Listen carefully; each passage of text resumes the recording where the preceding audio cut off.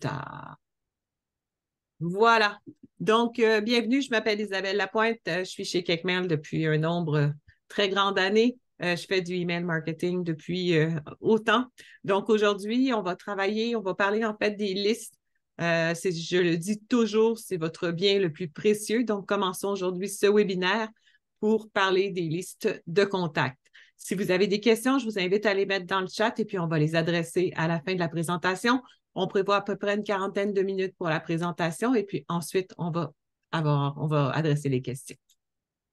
Donc, on va parler des permissions, une chose qui est hyper importante, loi et bonne pratique. On parle un petit peu hygiène de la liste, importer ses contacts, conseils, segmenter, cibler, personnaliser. Vous allez m'entendre, je prononce ce mot au moins 5 fois par webinaire, tout sujet, peu importe le sujet. Transformer ses clients en contacts et obtenir plus de contacts. Donc, vous avez ici un graphique sur les différents types de permissions, ce qui est super important. Bien entendu, vert dit que les choses positives. Donc, ce qu'on recommande toujours, le plus important, c'est une inscription avec confirmation. Donc, les personnes s'inscrivent, reçoivent un petit courriel pour confirmer leur inscription. Qu'est-ce que ça fait? Ça évite les problèmes où l'adresse a été mal inscrite et ensuite, quand vous envoyez, ça se retrouve dans des pourriels, dans du spam. Ça se retrouve en hard bounce aussi, en rebond permanent. Donc, inscription avec confirmation, c'est ce qu'on demande le plus simple. De plus on va par là, plus on va vers des pratiques qui sont moins encourageantes. On a une inscription simple, bien entendu. C'est tout à fait légal. Vous pouvez demander à une personne de s'inscrire à votre courriel sans lui demander de confirmer. Nous, la confirmation, comme je vous dis, ça évite les risques d'erreur, surtout, ou des personnes qui inscrivent d'autres personnes pour recruter des adresses, valider des adresses. Exclusion, ça se faisait avant, vous aviez une case qui était précochée, on ne voit plus ça très, très, très rarement. Ce n'est pas une pratique qui est encouragée du tout. Ça a l'air toujours un peu louche. Quand la case est cochée d'avance, ça a l'air toujours un peu d'une manœuvre pour essayer de subtiliser une inscription. Liste d'affiliés, des listes louées, des listes achetées. C'est toujours dangereux. Les gens vous disent oui, oui, oui, ces personnes-là veulent avoir cette information-là, veulent recevoir cette information-là, mais vous n'avez souvent pas de preuve de la liste. Il y a des listes affiliées qui se font parfois avec des concours. C'est une pratique qui est faite. Ce qui est important, c'est que tout soit clair et que vous ayez entièrement confiance en la personne qui dit, par exemple, on va se mettre ensemble et on va envoyer une participation à un concours pour ma liste d'abonnés. Il faut juste que ce soit très, très clair. Et très mauvaise pratique, surtout très dangereux, ramasser des adresses en ligne. Il y a une pratique qui s'appelle le honeypot, en fait, les pots de miel, et c'est des adresses qui sont volontairement mises dans des listes ou mises sur des sites web pour être recrutées et qui sont utilisées par des organismes à la défense du pourriel, à la défense du spam. Donc, si vous les mettez dans votre liste et que vous les utilisez, vous allez courir le risque que cette adresse-là soit capturée, en fait, par un organisme anti-pourriel, anti-spam et qui vous blacklist, hein, qui vous met sur une liste noire en disant cette personne-là, elle a des adresses suspicieuses, elle a des adresses louches dans sa liste. Donc, on encourage toujours des bonnes pratiques. De toute façon, en marketing par courriel, on le dit toujours, l'important, c'est que la personne à l'autre bout veuille vous recevoir vos courriels. Si elle n'a pas envie de recevoir vos courriels, elle va se désabonner, elle va vous déclarer comme spam, ou elle va simplement pas vous lire et de toute façon, vous allez perdre temps et énergie à essayer de contacter des gens qui n'ont pas d'intérêt. Donc, le premier élément, pardon, c'est la qualité de la liste. Une permission, ça vient avec une trace datée, hein, ça vous prend une trace. Donc, si vous avez une personne qui s'inscrit sur votre site, web, vous avez toujours un timestamp qui appelle donc une date et un moment où cette personne-là s'est inscrite. Si vous êtes dans un salon, dans un congrès, vous prenez des adresses courriel physiques, vous avez à ce moment-là la personne qui rentre l'information physiquement. C'est la date où on considère que c'est la date d'inscription. Si l'inscription simple ou double opt-in, c'est une permission illimitée jusqu'à ce que la personne dise « je ne veux plus recevoir ces choses-là », mais vous pouvez lui envoyer autant que vous voulez.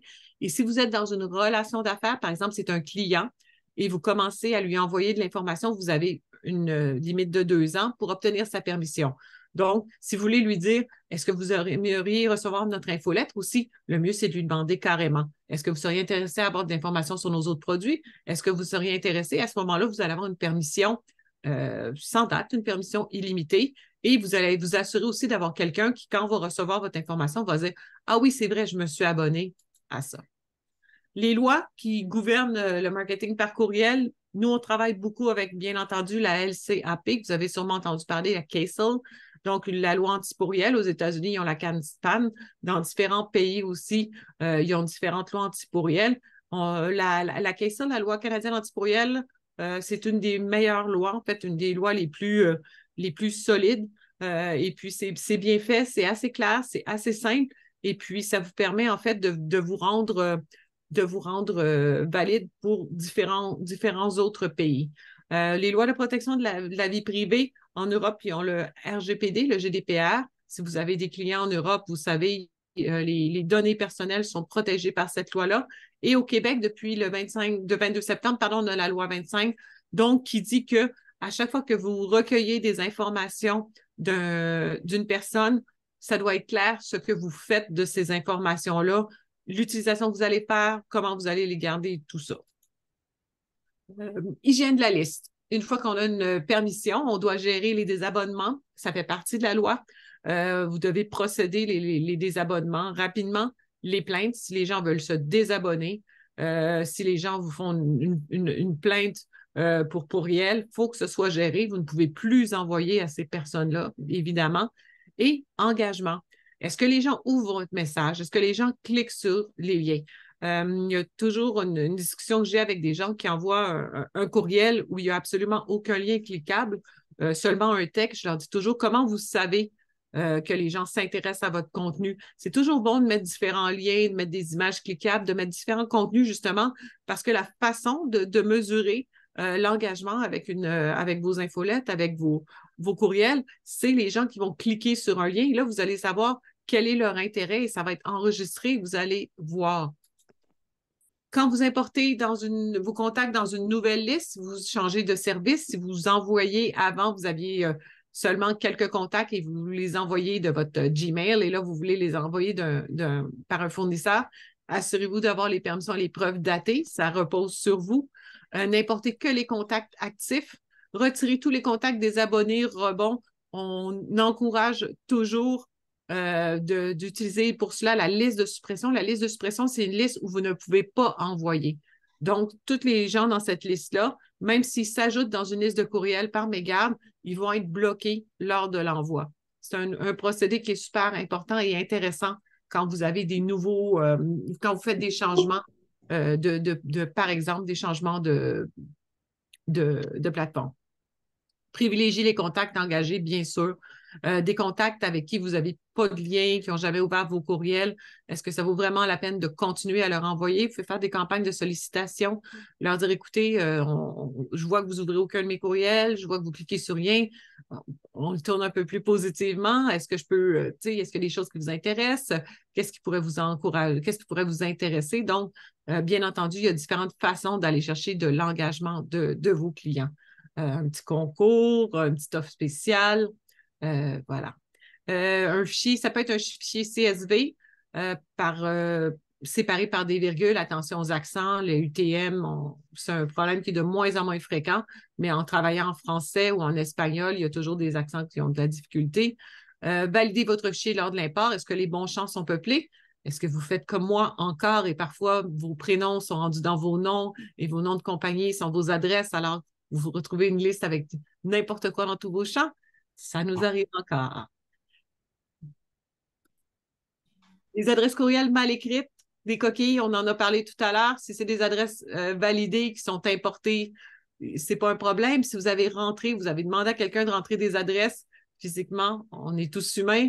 Gmail.co, gmail.com avec un Z à la fin parce que vous voulez faire un retour, des espaces involontaires.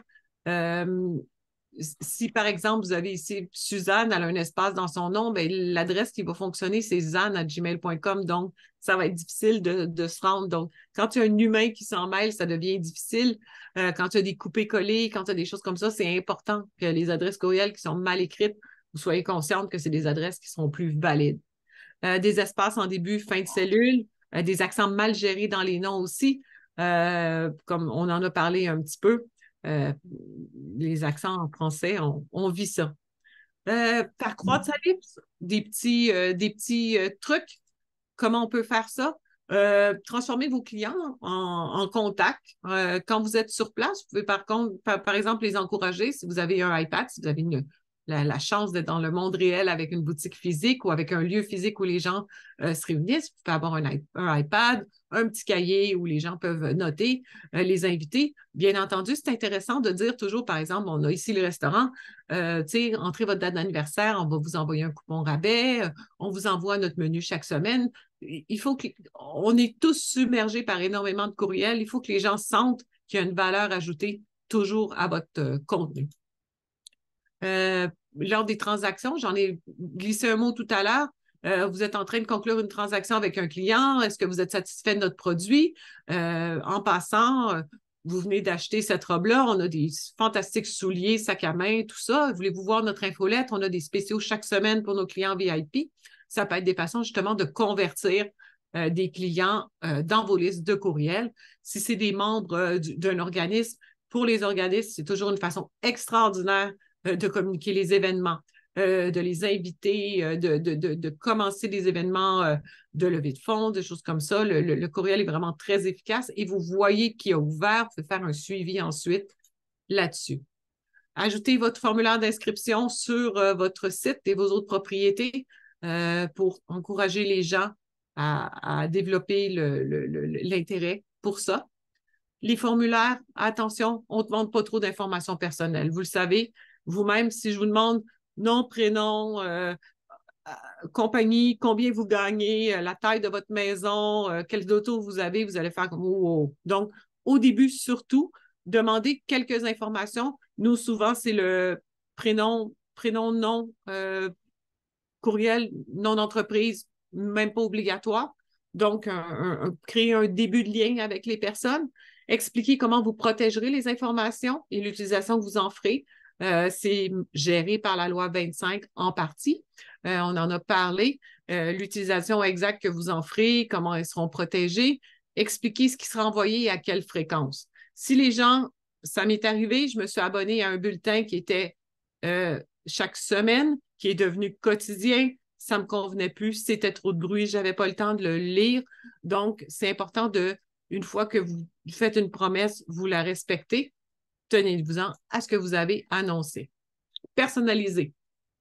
Si vous avez si vous avez, le prénom, vous pouvez l'utiliser dans vos communications. Parfois, vous êtes dans un milieu un peu plus formel, ça va être plus profitable d'utiliser le nom de famille. Vous pouvez aussi, vous avez une animalerie, vous savez que les gens ont des chats, vous pouvez faire des contenus en disant voici notre infolette pour les fans de chats. Vous avez une autre infolette pour les fans de chiens. Souvent, c'est deux groupes un peu différents. Donc, en utilisant ces informations-là, vous pouvez rajouter des éléments de personnalisation à la fois dans le contenu, en mettant les prénoms, mais à la fois aussi dans ce que vous offrez comme contenu. Segmenter, ciblé, j'en ai mentionné. Si les gens aiment les chats, si les gens aiment les chiens, si j'ai des gens, j'offre tout, là, un restaurant qui offre tout. Donc, est-ce que mes clients aiment plus la pizza, aiment plus les sushis, c'est peut-être pas les mêmes clients. Si j'ai une infolette qui s'adresse, par exemple, à des personnes du troisième âge pour prendre soin de leurs petits-enfants, c'est sûr que le contenu ne sera pas le même qui va intéresser les jeunes parents. Donc, avec ces informations-là, vous pouvez bâtir des contenus qui sont beaucoup plus intéressants et beaucoup plus ciblés. Au lieu d'offrir une infolette one fits all, vous pouvez faire des contenus qui sont plus ciblés pour segmenter par contenu. Vous pouvez avoir, bien entendu, vous êtes un organisme, vous pouvez, par exemple, si vous avez un événement, faire une partie du contenu qui est le même, mais, par exemple, en article d'ouverture, vous avez un article sur, par exemple, les enjeux des grands-parents par rapport aux petits-enfants qui grandissent, puis dans l'autre, vous avez comment faire pour concilier travail-famille quand on est des jeunes parents. Donc, un article différent, un même contenu, il y a énormément de possibilités pour que les gens soient plus intéressés par vos contenus. Et maintenant, on va aller au contenu, en fait, aux démos de l'application. Donc, j'essaie juste de trouver mon lien. Voilà. Donc, pour ce projet-là, pour ces présentations-là, j'ai fait ma boutique de cupcakes. J'en ai déjà parlé dans la marque. Je fais juste mentionner. Je peux définir exactement mon logo, mes couleurs. Donc, ça va me permettre de créer mon infolettre avec mon contenu qui m'intéresse. Là, ce qu'on va aller regarder, on va aller regarder, bon, je fais le tour ici, bon, les campagnes, les automatisations, les contacts, les formulaires. Donc, on va aller créer, on va aller dans les contacts et j'ai ma liste. Donc, j'ai une liste de base avec 6 contacts. Ce que je vais faire, je vais importer du contenu dans cette liste-là. Donc, je vais cliquer sur le petit plus. Vous pouvez importer les contacts un à un. Par exemple, vous avez une personne, vous avez eu son information, après, elle a rentré. Vous pouvez rentrer, bien entendu, toutes les valeurs manuellement, confirmer que vous avez l'autorisation et sauvegarder. C'est plus rare parce que normalement, on va quand même avoir importé les contacts massivement. Donc, vous pouvez à cette étape-ci créer une nouvelle liste ou ajouter dans votre liste existante. Moi, je vais ajouter dans ma liste existante. Le mieux, c'est toujours de faire une liste. Moi, ce qu'on recommande, une liste par langue. Pourquoi? Parce que les messages système qui vont accueillir les gens qui s'abonnent à votre liste vont être dans la langue de la personne. Si vous avez aussi de l'espagnol, vous pouvez faire 3 listes, mais le mieux, c'est toujours d'avoir une liste par langue pour avoir les messages système dans la bonne langue. Sinon, vous pouvez aussi rajouter un critère de langue et segmenter votre liste pour les envois. C'est juste que la partie message système devra être bilingue pour accueillir tout le monde. Donc, j'ai ma liste de gourmandes Janine et je peux ici, à cette étape-ci, je peux ajouter une étiquette. À quoi ça sert une étiquette? Une étiquette, ça sert à identifier une série de contacts avec une caractéristique précise pour pouvoir ensuite l'utiliser. Qu'est-ce qui m'intéresse? Je fais, par exemple, je vais importer ces clients-là qui sont, par exemple, on va aller dans Congrès XYZ. C'est des gens, j'ai fait un événement et puis je les ai rencontrés et puis ça, c'est tous mes gens qui se sont inscrits, par exemple, sur papier lors de ce congrès ou qui m'ont donné une carte d'affaires, si ça existe encore, ou des contacts que j'ai ramassés. Donc, j'ai créé mon étiquette. On le voit ici, j'ai rentré mon nom d'étiquette. Je vais sélectionner Congrès XYZ. J'aurais pu en créer un autre aussi, pardon, si je n'ai pas été claire. Et je vais continuer. Donc, tous les clients que je vais importer, ça peut être un fichier CSV. Moi, je suis visuelle, j'aime bien les feuilles de calcul. Je vais aller chercher ma liste de clients. Donc, je sélectionne ma liste. Pardon. Je sélectionne ma liste de clients, je copie et là, je vais aller la mettre. J'ai 2 fenêtres, je vais juste aller fermer ma 2e fenêtre. Donc, je vais coller mon information à partir d'ici. Là, vous voyez, tous mes champs qui étaient complets se sont remplis. Là, qu'est-ce que je dois faire? Je dois simplement j'allais dire les matcher, mais les identifier. Donc, ici, j'ai ma première colonne. Ici, ils me disent le nom, mais en fait, c'est plus le prénom. Ici, j'ai le courriel, elle est bien identifiée. Puis ici, j'ai chocolat, vanille, red velvet. C'est toutes leurs sortes de gâteaux préférés. Là, je suis dans mon monde de pâtissière. Là, je peux ajouter une nouvelle colonne. J'ai une étiquette sélectionnée qui est l'étiquette du congrès. Donc, je continue. Je confirme que j'ai la permission complète. Ce que je vous dis, c'est encore là, ça repose sur vous. Moi, j'ai des preuves écrites de tous ces contacts-là qui ont voulu s'abonner. Là, j'ai ces contacts-là qui ont été ajoutés à ma liste. Si j'ai des contacts dans ma liste qui existaient déjà, avec la même adresse courriel, l'information de ces contacts-là va se mettre à jour. Par exemple, si j'avais dans ma liste, dans un autre événement, le nom, seulement le prénom et l'adresse courriel, là, j'ai les saveurs de gâteaux préférés. Les saveurs de gâteaux préférés vont être ajoutées. Fait que ça peut être une façon, quand vous importez une liste dans une liste existante, le seul élément qui reste cohérent, qui reste standard à travers tout, c'est l'adresse courriel.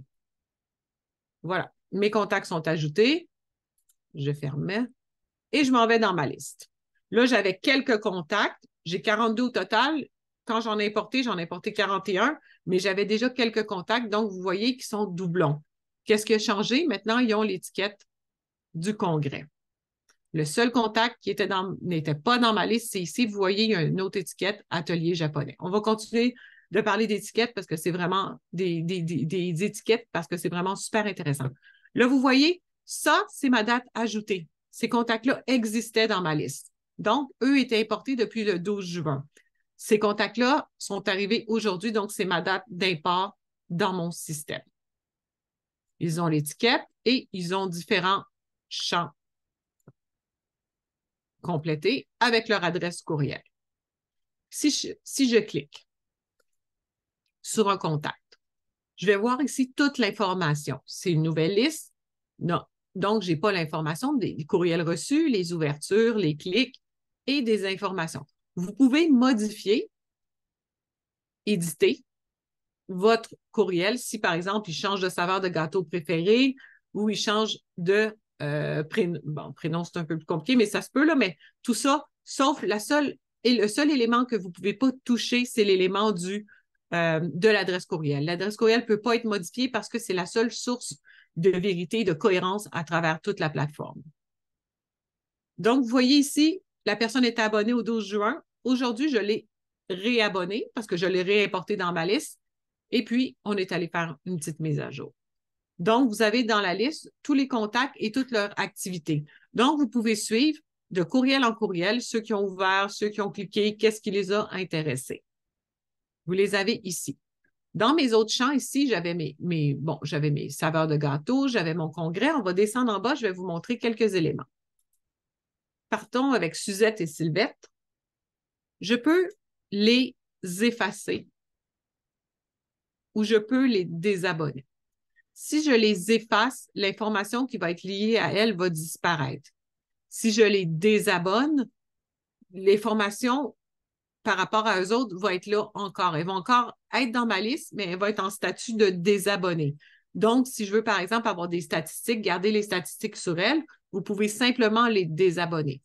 Qu'elles soient effacées ou qu'elles soient désabonnées, vous ne pourrez plus de toute façon leur envoyer de courriel. Si je clique sur effacer, je peux cliquer ici, je tape effacer pour confirmer. Ça va simplement être fait. Et si je veux les désabonner, vous voyez, leur statut a changé. Il est devenu désabonné. S'il y a une personne, normalement, c'est rare physiquement on désabonne. En général, les gens passent quand même par l'adresse, le lien de désabonnement automatique. Je peux ajouter ou supprimer des champs d'intérêt. Donc, ici, par exemple, je vais aller rajouter des étiquettes. Je vais aller parler des champs d'intérêt plus tard. Par exemple, je vais leur mettre l'étiquette atelier japonais. Donc, ces personnes-là sont intéressées potentiellement par un atelier japonais que je pourrais faire. J'ai ici, vous avez l'information. Donc, quand je vais préparer mon courriel, je vais pouvoir créer un courriel qui s'adresse à ces personnes-là. Je vais vous montrer comment on va segmenter à partir de ça. Donc, j'ai ma liste, j'ai tous mes contacts. Ici, mon fameux atelier japonais. Si je crée un segment, vous voyez, j'ai ces personnes-là qui sont intéressées par mon atelier japonais. Donc, ce segment-là existe et je peux envoyer ensuite à ce segment-là. Je vais vous montrer comment créer un segment. Ici, créer un segment, je vais l'appeler par exemple rappel, peu importe, événement. Donc, c'est dans ma liste. J'ai juste une liste et je peux choisir une condition. Quelle est cette condition-là? Ça peut être des attributs. Je peux dire, par exemple, je fais un congrès sur les amateurs de la pâtisserie végétarienne. Donc, tous ceux qui ont végétarien, oui. Ça, il y a différentes façons de le faire. Ou on va les prendre, végétarien ou vegan. Donc, appelons-le l'événement.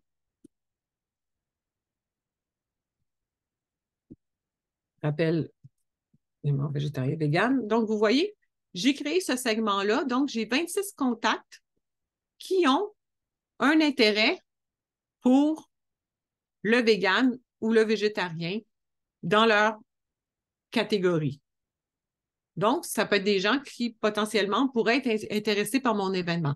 Je peux aussi, bien sûr, envoyer cet événement-là à toute ma liste. Mais ce que je vous dis, c'est ça, c'est que c'est très intéressant de segmenter. Et comme c'est tellement facile, vous pouvez envoyer ce contenu-là à des personnes qui vont être potentiellement plus intéressées. Dans ma liste ici, vous voyez, il y a une personne qui est désabonnée. Elle est toujours là, mais ce courriel-là ne lui sera pas envoyé. Je sauvegarde et je quitte. Donc, quand je vais préparer mon courriel, pardon, je vais juste vous parler d'un deuxième statut pour les segments. Je vais créer un deuxième segment juste pour vous montrer, parce qu'en fait, on peut choisir une condition au niveau des attributs, mais je peux aussi choisir l'activité du courriel ou l'activité du lien. Donc, je peux dire, par exemple, ça, j'ai le compte de base pour faire ma démonstration. Je peux dire, par exemple, je veux envoyer un courriel à tous ceux qui ont ouvert le courriel précédent ou à tous ceux qui n'ont pas ouvert le courriel précédent. Donc, ça vous permet vraiment de faire un suivi différent pour les gens qui ont réagi ou pas réagi à votre contenu. Si je fais une invitation, par exemple, si je vois qu'il y a des gens qui ont cliqué, ils se sont inscrits, si je leur renvoie le rappel invitation à l'événement, ils disent « Je suis déjà inscrit ». Donc, vous pouvez faire un segment qui dit « Je vais renvoyer le rappel à ceux qui n'ont pas cliqué l'inscription ». Donc, ça vous permet où je l'ai dans ma liste, je clique toutes les personnes qui ont l'étiquette, par exemple, inscrit à l'événement, et je vais envoyer uniquement au segment qui ne s'est pas inscrit. Donc, vous pouvez soit faire vos rappels sur des choses qui se sont passées avec les courriels précédents ou les étiquettes. On parlait de atelier japonais, congrès VIP, congrès YZ, par exemple, ou VIP. Donc, vous pouvez choisir et faire des conditions différentes pour vos segments. Vous avez ici les segments. Je vais juste vous montrer qu'est-ce que ça implique quand on crée une campagne, puis ensuite, on va aller voir les formulaires. Donc, si je crée... Ah, pardon, je veux juste aller à un élément important dans votre liste, ici. Ça, c'est ma liste. Si je veux la changer de nom, elle est ici. Les attributs, c'est les éléments qui sont dans ma liste. Donc, toutes les catégories qui sont dans ma liste. Si vous voulez, vous pouvez les mettre en visible et les utiliser pour créer votre page en fait, c'est votre page de préférence. Donc, vous pouvez rajouter ces attributs-là. Par exemple, vous avez demandé juste nom, prénom, mais là, vous rajoutez, on est dans des saveurs de dessert, là, mais ça peut être des éléments, bien entendu, qui sont différents pour vous permettre de faire votre centre de préférence, d'aller voir votre centre de préférence. Je vais juste voir. Parfois, on utilise des choses pour se brancher, là. Fait que je vais juste voir si ça va fonctionner. Donc, le nom de la visible, entrer le nom de l'affichage. Donc, ici, je mets par exemple, entrer votre prénom. Aimer.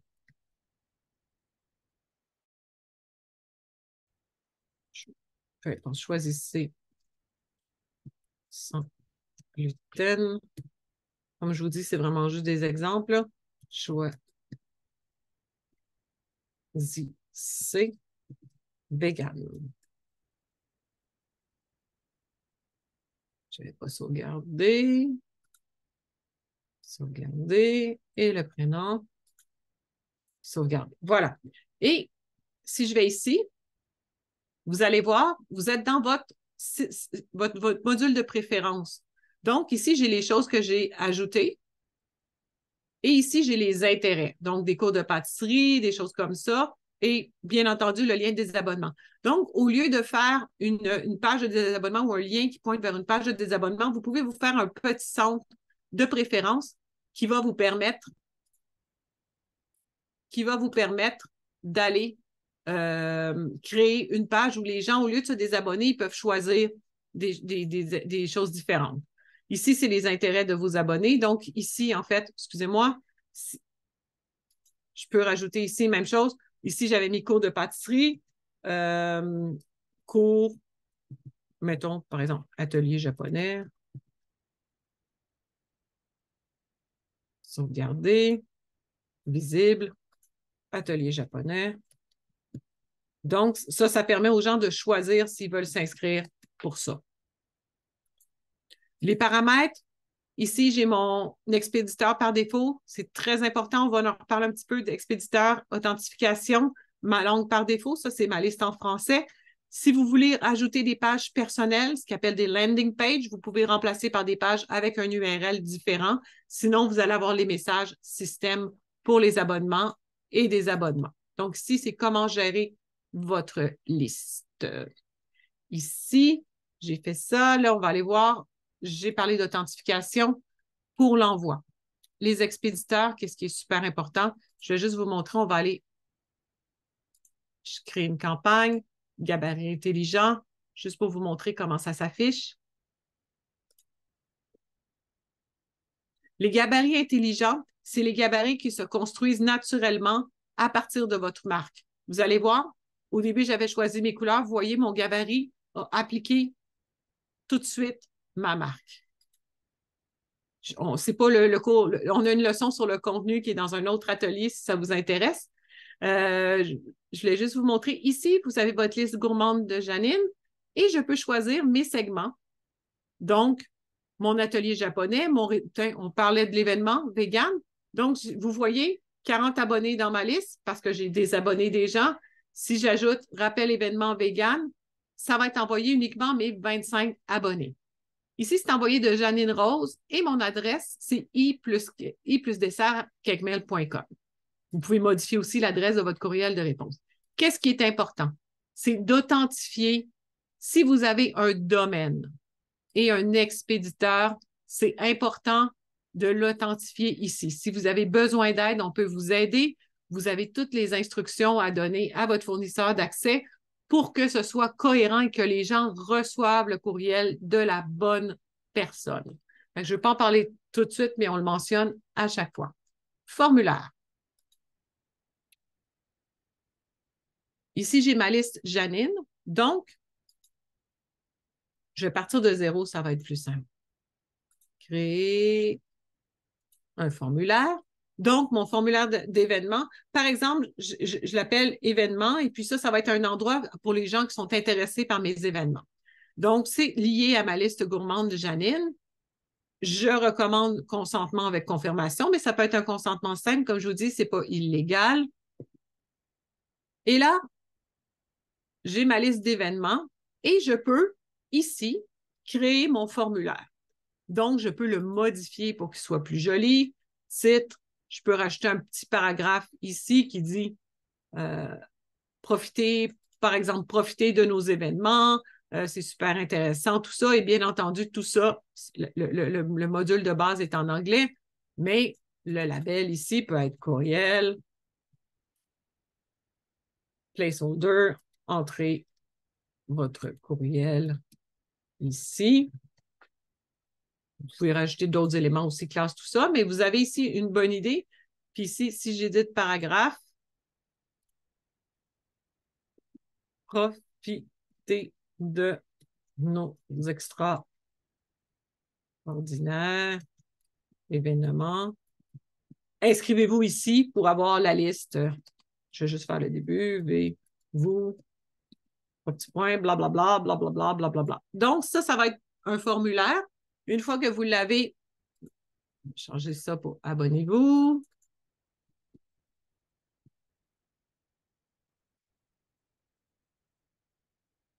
pouvez changer les typos, les fontes, tout ça. Je fais ça simple. Là. De toute façon, il faut toujours essayer et jouer dans ces applications-là. Et à partir de là, vous pouvez avoir un URL. Quand vous avez cette URL-là, qu'est-ce que ça implique? C'est que vous pouvez le mettre sur une page, genre abonnez-vous ici pour nos événements et les personnes, en cliquant sur le lien, vont pouvoir s'abonner. Ce que vous pouvez faire aussi, c'est que vous pouvez l'ajouter à un courriel que vous envoyez. Par exemple, vous envoyez un courriel à votre client avec des informations sur son produit, un truc de formation, et vous dites, en passant, on a des événements extraordinaires, abonnez-vous ici, vous mettez le lien et la personne peut aller s'abonner à votre liste pour être au courant de vos événements. Donc, vous pouvez convertir quelqu'un qui est un client en quelqu'un qui est abonné à votre infolette d'événements ou peu importe le genre d'infolette que vous avez. Vous pouvez aussi, formulaire intégré, ça implique que vous avez le code du formulaire que vous pouvez copier et modifier. Si vous avez des gens où vous connaissez bien le HTML, vous pouvez l'utiliser aussi, aller le copier et le coller dans une page. Politique de consentement, c'est l'information générique qui est liée à ça. Donc, vous avez pas mal toute l'information qui est liée. Vous avez différentes listes, comme je vous dis, vous pouvez les faire. Et si vous avez plusieurs listes, vous pouvez bien entendu faire un formulaire différent pour chacune des listes pour l'utiliser. J'ai pas mal fait le tour de la section contact. Ben, c'est ça. Je vous inviterai, je ne sais pas s'il y a des gens, je ne sais pas s'il y a des gens qui ont des commentaires. Je vous invite, si vous avez des questions, vous pouvez les mettre ici.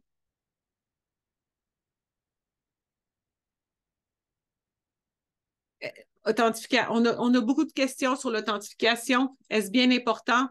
C'est toujours, si vous avez votre domaine et qu'il n'est pas authentifié, vous pouvez avoir des courriels qui ont des taux de rebond de l'ordre de 30-40 Gmail et Hotmail ont passé une loi, pas une loi, mais ont décidé de leurs nouvelles règles en début de l'année, cette année, et tous les courriels qui n'étaient pas authentifiés n'étaient pas livrés, qui étaient envoyés par des systèmes d'envoi.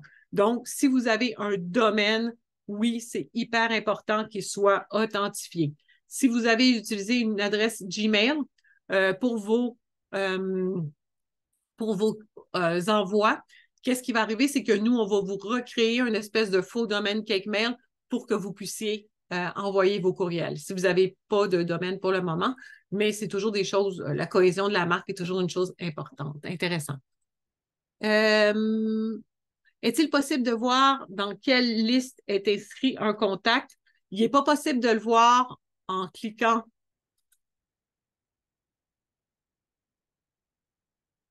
ici. Il n'est pas possible de le voir en cliquant ici parce qu'on n'a pas le nom de la liste. Par contre, vous pouvez le faire des exports de vos listes puis voir qui est inscrit à quel élément. Mais c'est une très bonne question.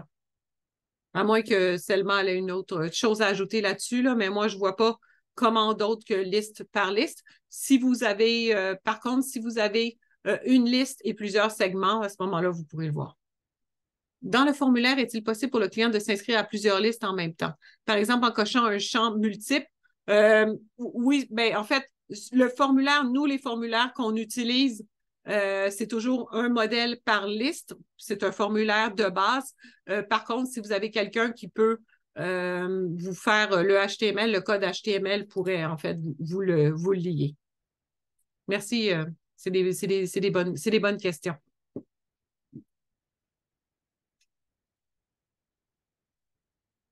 C'est ça, au niveau des formulaires, pour le moment, on est en train de réévaluer, mais c'est vraiment des modèles très simples. C'est pas simple pour vous, pour les clients, d'utiliser les formulaires, puis c'est pas simple de les porter sur différentes plateformes. Donc, nous, on a choisi vraiment un petit modèle assez simple et qui soit fonctionnel un peu partout. Si vous avez besoin de fonctions plus élaborées à ce moment-là, comme je dis, c'est possible pour vous de vous trouver quelqu'un qui est capable d'utiliser les numéros des codes des listes pour pouvoir faire les formulaires. Parfait. Euh, j'ai pas mal revisé tout. Donc, abonnement, désabonnement, les formulaires, les listes, j'ai passé beaucoup d'informations aussi sur toutes les lois, mais c'est tellement important aussi, tout ce qui est la protection de la vie privée. Donc, à moins qu'il y ait d'autres questions, on va avoir terminé un petit peu plus tôt. Et puis, je vous invite à contacter l'équipe de Kekmel, support@kekmel.com ou l'équipe de Courrieleur aussi, qui est en fait la même équipe. On travaille tous ensemble, Courrieleur étant la marque québécoise de Kekmel, mais c'est exactement le même produit. Et puis, je vous invite à explorer aussi. On a une documentation vaste dans la base de connaissances et on a aussi les vidéos de tous les webinaires qu'on a déjà faits qui sont disponibles sur la chaîne YouTube de Kekmel. Donc voilà, je vous souhaite une très belle fin de journée. Merci beaucoup de votre présence. Et puis, on se revoit dans un autre webinaire dans 2 semaines. Je pense c'est le webinaire sur le contenu. Si ça vous intéresse, on va regarder un peu plus les éléments de contenu. Voilà. Merci tout le monde. Au revoir. Merci. Merci.